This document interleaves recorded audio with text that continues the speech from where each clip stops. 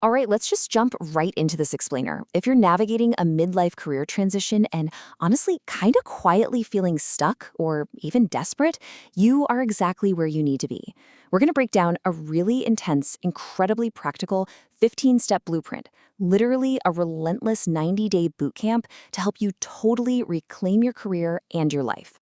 So we got to start by acknowledging a pretty hard truth. The pain of just drifting through your 30s, 40s, or 50s. It's very real.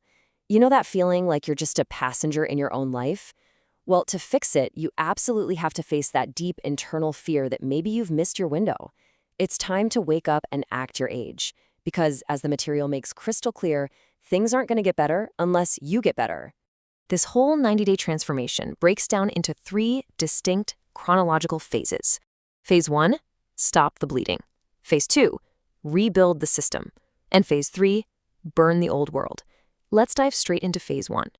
Step 1 kicks off with a really powerful reflective exercise to tackle those internal fears head on. Check out the contrast here. On one side, you need to find the specific lie your old professional identity uses to avoid risk.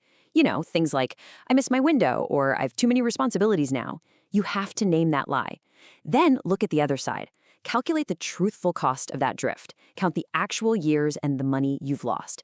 And here's the rule. Stop saying yes to anything new until you figure out what you actually want. Moving to step 2, it's all about your body. And what's really fascinating here is how physical exhaustion literally triggers your body's fix-it mode. Look, you cannot outthink a nervous system that's stuck in fight or flight. You got to exhaust yourself physically. Ride a bike, go for a long swim, build something with your hands, and eat real food, nothing bagged, vaped, or deep fried. If you do this, within 72 hours, your body reboots, your emotions stabilize, and you become up to 300% sharper. That's absolutely crucial for making clear career decisions. Step 3 is the mental detox. If you want to replace old distractions with high-value habits, you have to stop the slow poisoning of your brain. Short-form content is literally an attention-killing virus. So delete TikTok, Instagram, dating apps. Do it immediately. Use a daily tracking template to enforce zero engagement with these mind viruses. Now, I'm not going to lie, you will absolutely hate the first 10 days. It's a brutal withdrawal. But if you sit through that initial brain shower discomfort, by day 20, I promise you, you'll actually start to feel human again.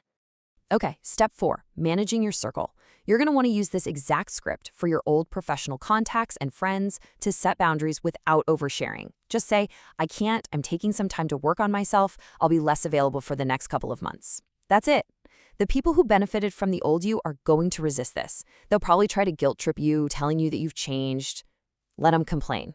Stop performing for an audience that was keeping you captive. Use the script and enjoy the quiet room to actually grow. Step 5 is all about securing your runway.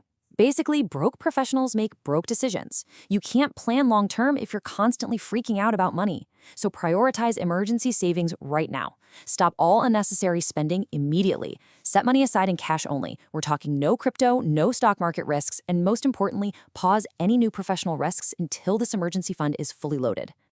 So, you might be wondering, why exactly $5,000? Well, sitting on this specific cash buffer unlocks your ability to think strategically long-term. Look, it's not retirement money, obviously, but it's enough to give you the ultimate power to say no to abusive work environments. When you look at that cash just sitting there, you suddenly realize, hey, I have options. So don't take a single big swing until you have this exact buffer in place. All right, let's jump into Phase 2. This is where we rebuild the system. Step 6 is all about architecting the new you. You do this by quietly charting and piecing together a sort of mosaic of traits from people who are already living the life you want. Check out this 15-minute morning shift.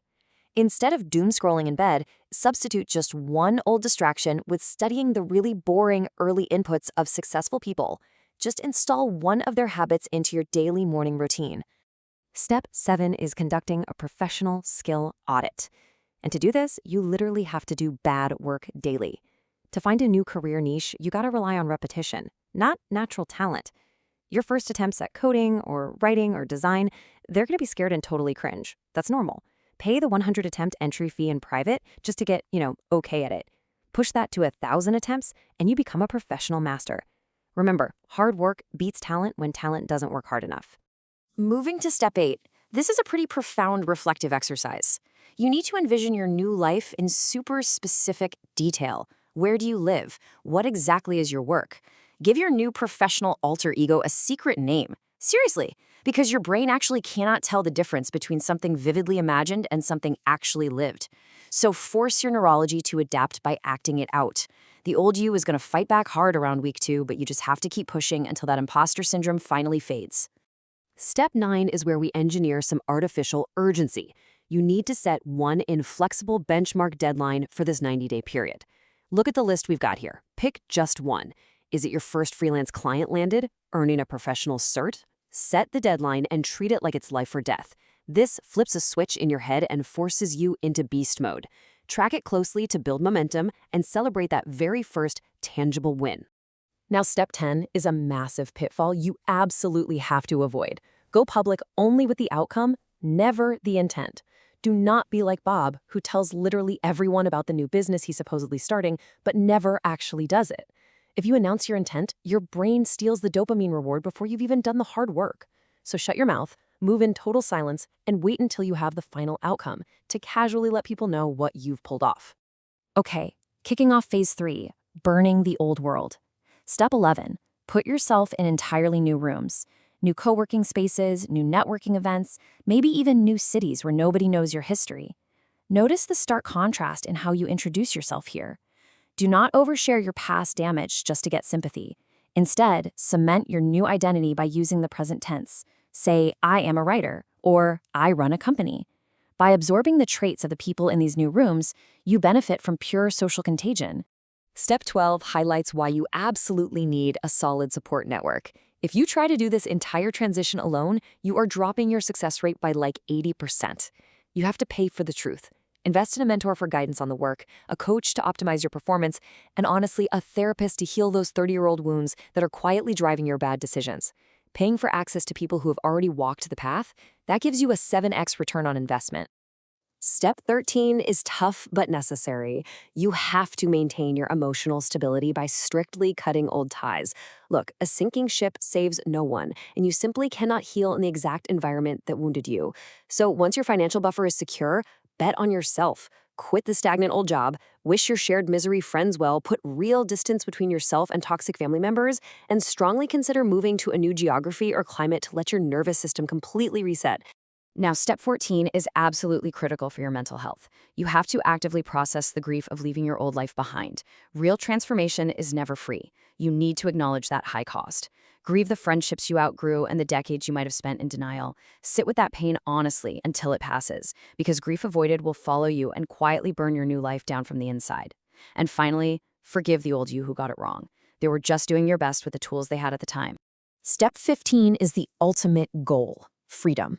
Living on your own terms isn't just some fleeting feeling. It's an actual, tangible structure. True freedom means having a fiercely protected weekly calendar, a solid bank account, and a social circle where literally nobody else gets a vote on your time. You design your day around who you actually are now, not who you were pretending to be. Phase 1 cleared the noise, Phase 2 built the proof, and Phase 3 burned the old world so you could finally establish this freedom. And here is an incredible bonus fact to wrap up our timeline. Let's say life throws you another huge curveball down the road. Maybe a business collapses or a health scare hits. The muscle memory you just built means the second transformation takes only 90 days, not 9 years. You'll recognize the drift immediately. You'll name the lie by day 3 and step into new rooms by month 3. You already have the map now, and the return on this investment is going to last you a lifetime. As we wrap this explainer up, I want you to ask yourself right now, what single action will you take today to stop drifting? You can only have what you are. If you truly optimize for freedom and commit to these 15 steps, the pain of this 90-day transition will be 100% worth it. So, what is the first step you're going to take to your new life?